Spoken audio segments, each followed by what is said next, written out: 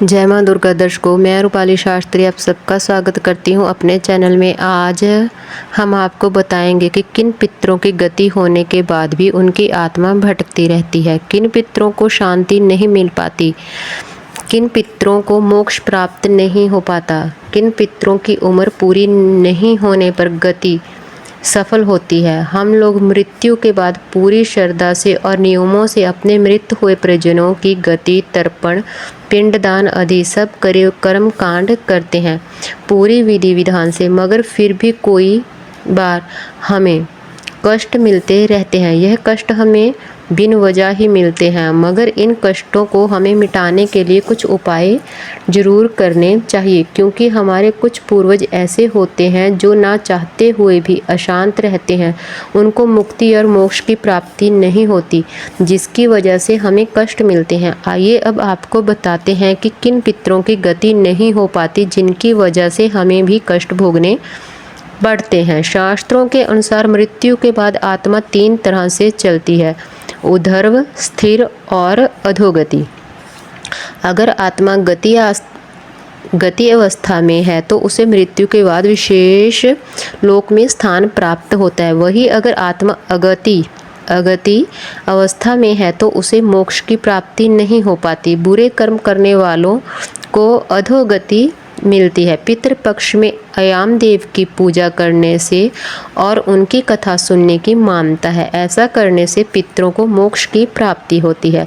श्राद्ध, तर्पण, पिंडदान आदि करने से हमारे पितरों को केवल शांति ही मिल पाती है, मोक्ष की प्राप्ति नहीं होती।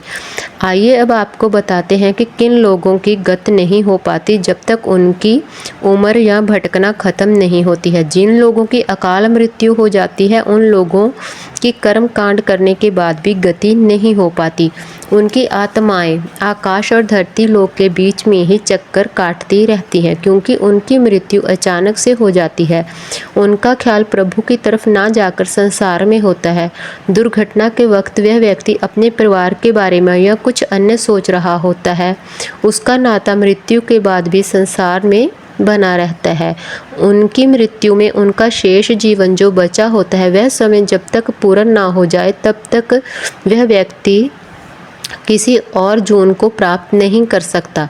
इसलिए वह इधर उधर भटकता रहता है, जिससे उसकी आत्मा को शांति प्राप्त नहीं होती और इसी वजह से हमें भी कष्ट मिलते रहते हैं, क्योंकि उसकी आत्मा हमारे इर्द गिर्द आकर गति मोक्ष की हमसे कामना करती रहती है। मगर हम लोग सब कुछ करते हैं जिससे उसे शांति मिल सके।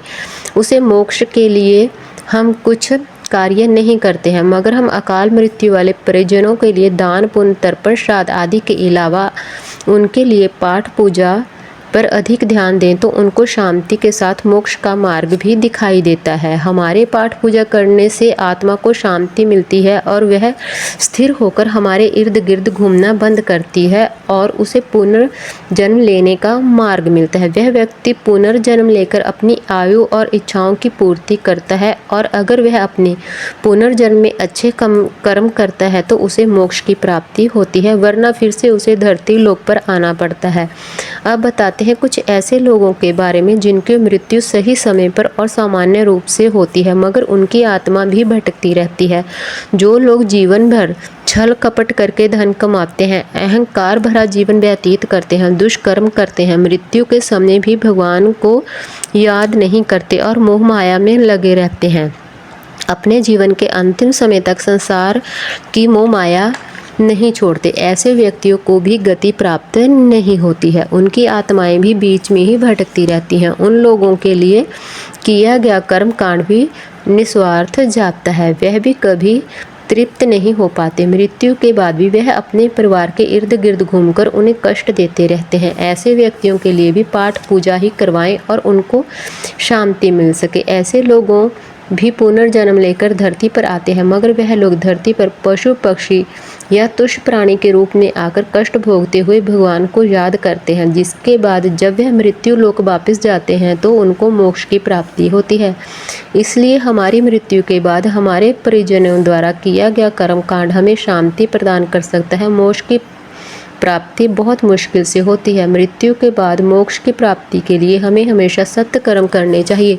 अपने जीते जी ही भगवान को समर्पण करते रहना चाहिए और मृत्यु के सत्य को अपनाकर सभी प्रकार के मोह माया से ज़्यादा प्रभु से मोह लगाना चाहिए।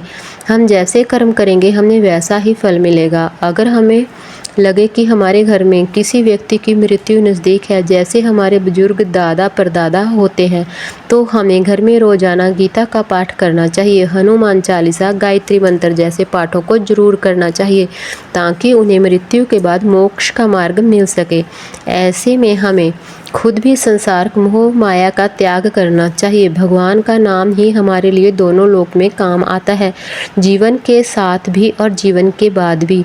हमारी अगली वीडियो में हम आपको बताएंगे कि पितृपक्ष में किसका आह्वान करना सबसे ज़्यादा महत्वपूर्ण माना गया है। तो देखते रहिए हमारा चैनल। आपको हमारी वीडियो कैसी लगी हमें कमेंट कर ज़रूर बताएं।